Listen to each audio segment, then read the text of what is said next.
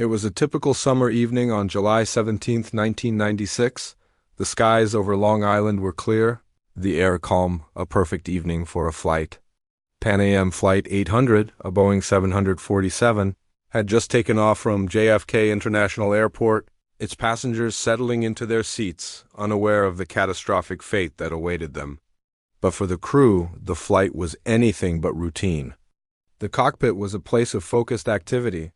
Captain James Hall, an experienced pilot with over 20 years in the air, adjusted his headset, communicating with air traffic control as he made routine checks. Beside him, First Officer Richard McLaughlin reviewed the flight path and the aircraft's performance metrics, keeping a close eye on the systems. In the back of the plane, Flight Attendant Marie Lawson prepared for the evening service. Everything seemed calm, almost too calm. The passengers, many of them heading off to vacations or returning home, enjoyed their last moments of normalcy. But moments before disaster struck, something unusual happened. The black box would later reveal a split-second change in the calmness of the flight. Just 12 minutes into the journey, without warning, a burst of static erupted in the cockpit. The hum of the engines seemed to falter for a brief moment. It was so subtle that only the most trained ears could detect it.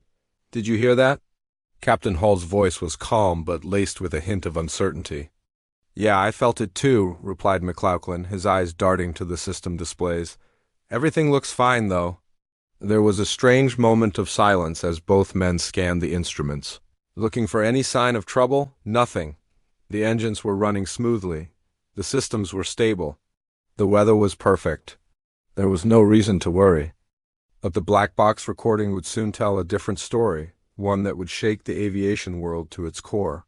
In the minutes that followed, Flight 800's fate would be sealed, and the crew, as well as the passengers, would become part of a chilling mystery that no one could have foreseen. The first signs of trouble were almost imperceptible. The lights in the cabin flickered for a fraction of a second, but no one noticed, not even the flight attendants. A few seconds later, the first officer, who had been monitoring the radar, leaned forward in his seat. "Captain," he said, a sense of unease creeping into his voice. "Something's wrong with the radar. I can't seem to get a clear reading." Hall didn't respond immediately. He pushed the throttles forward slightly and the plane began its ascent. As the 747 climbed higher into the clear sky, the turbulence, if it could even be called that, was barely noticeable. It felt like an ordinary flight. The noise, the pressure, the hum of the aircraft, everything seemed normal. But beneath that false sense of security, something was beginning to change. Suddenly, a louder noise cut through the stillness. It was sharp, unexpected, a heavy thud. A metallic, vibrating sound that made the entire cockpit shudder. The crew glanced at each other, their eyes wide with confusion. "What was that?" McLaughlin asked, staring at the control panel. Hall's hands instinctively gripped the control yoke as if to steady himself, though he wasn't sure why. The plane was still steady in the air, its altitude unchanging. "Probably just a random system glitch," he muttered, trying to brush off the feeling that something was wrong. But deep inside him, a familiar sense of dread began to crawl. As a seasoned pilot, Hall had encountered technical issues before, but none that had felt so unnatural. The uneasy silence stretched between them, their senses heightened. A few seconds later, another strange noise pierced the air. This time, it was followed by a momentary loss of power to the aircraft's electrical systems.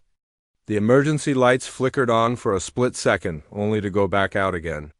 McLaughlin's voice trembled slightly when he spoke again. "Captain, that didn't feel like a glitch."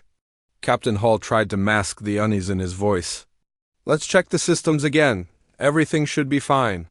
He toggled through the dials and switches, but nothing unusual appeared on the screens.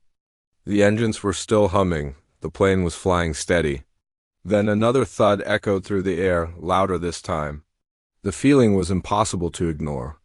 It was as if the plane had been jolted, shaken from within. "All right, let's make a quick check of the entire system," Hall said, his voice firm now, masking the growing tension in his chest.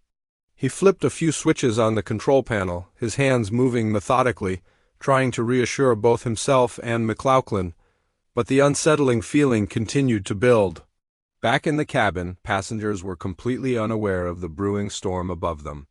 Flight attendant Marie Lawson, preparing to serve drinks, paused as she noticed something strange, a faint smell like something burning. She moved down the aisle quickly, checking the overhead bins, but found nothing out of the ordinary. But that brief moment was enough to catch her attention.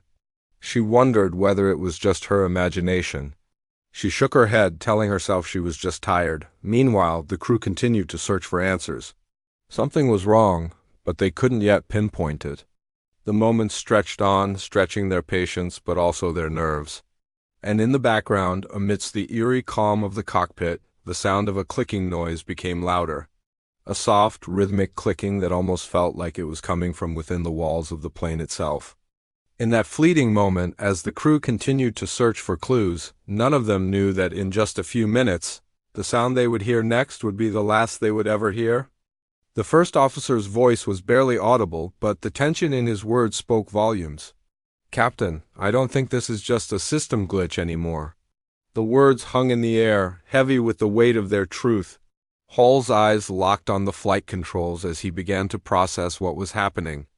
It was as if the plane had become its own living, breathing entity, a force that was no longer within his control. "Keep calm," Hall replied, his voice steady despite the rising panic inside. "Let's stay focused. We're fine." But inside, he wasn't sure if he was trying to convince McLaughlin or himself. The cockpit suddenly felt smaller, the air thicker.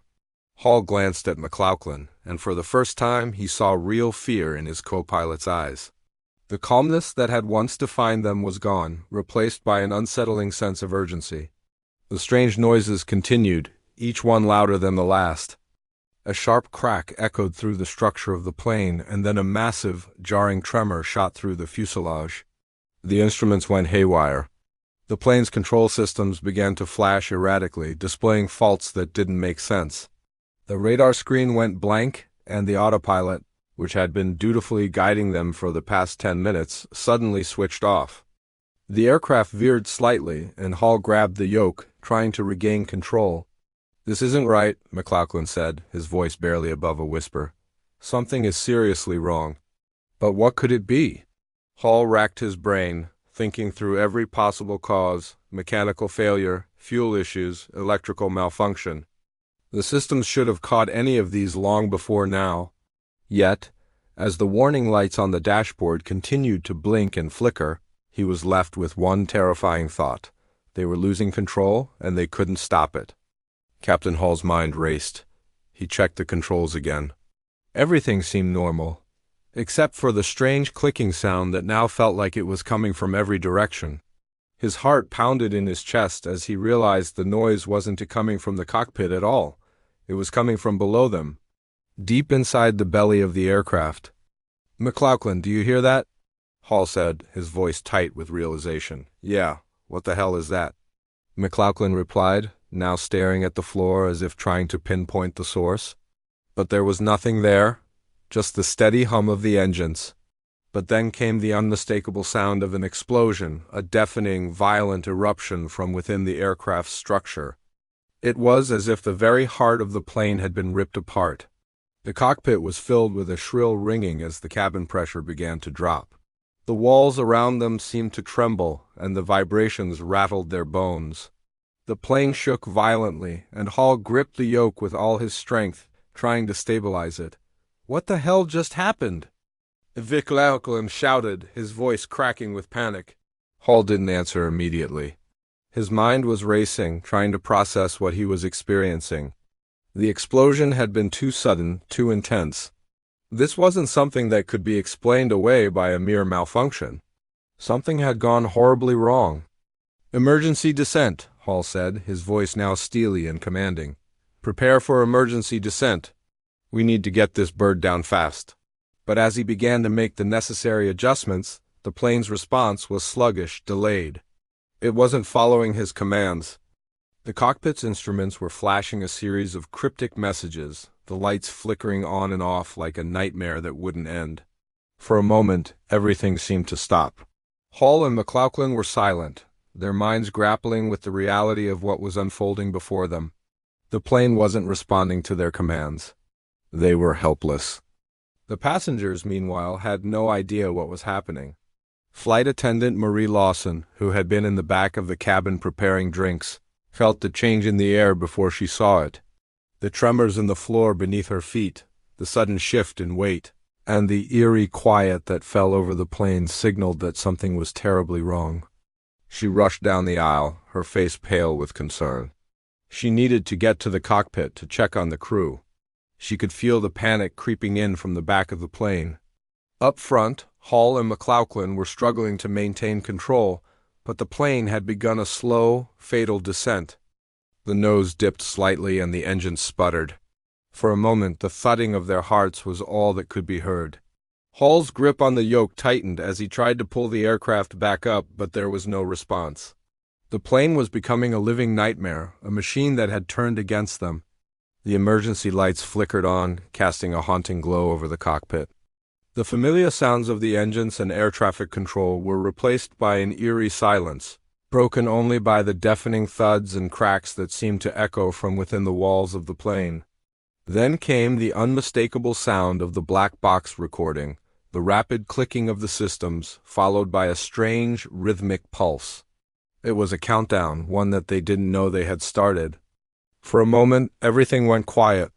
Then came the voice of Captain Hall, calm but filled with the raw terror of understanding. "We've lost it, ... we've lost control."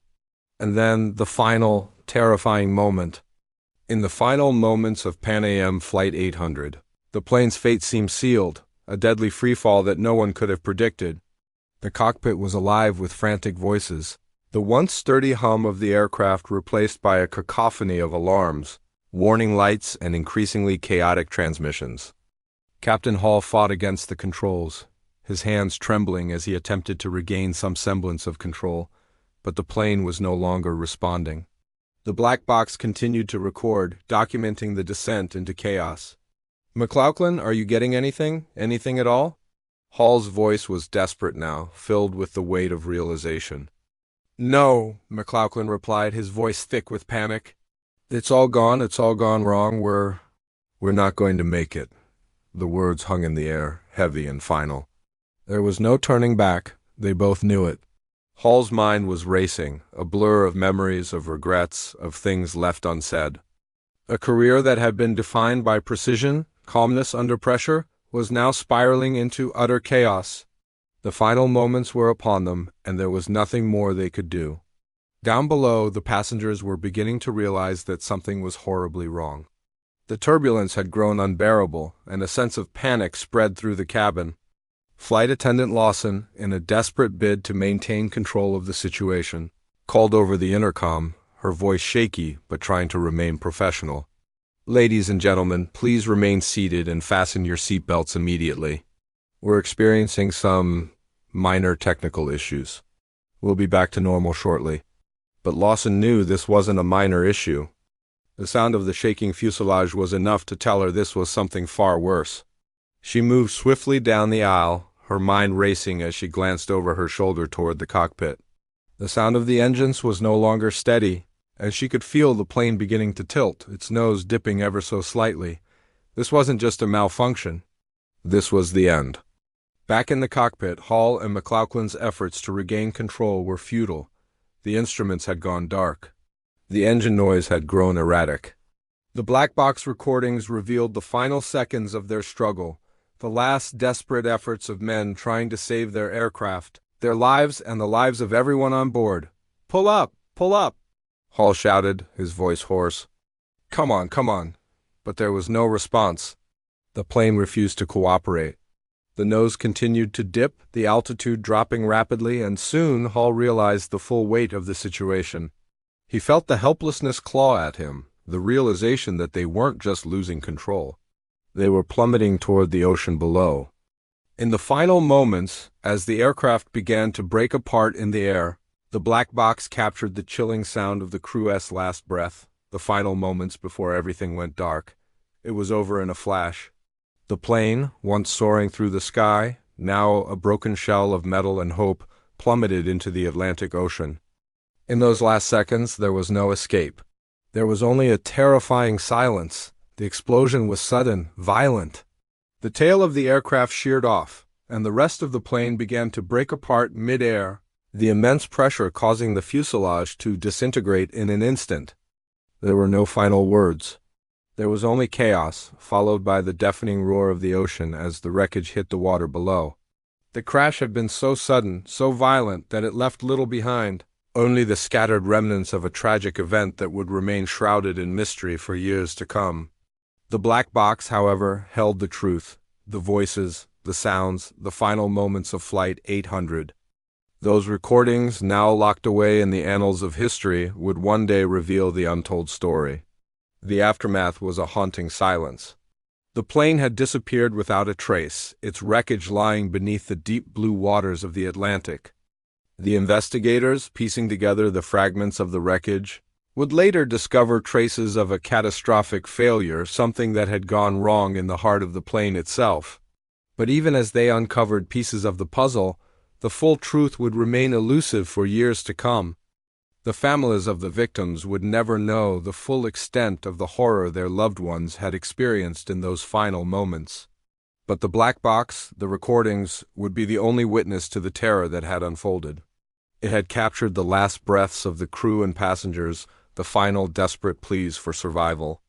Flight 800, which had taken off with such promise, ended in unimaginable tragedy. But its legacy, preserved in the black box, would live on, a haunting reminder of the moments before impact. The world would never forget the chilling recordings. It would never forget the terrifying descent of Flight 800.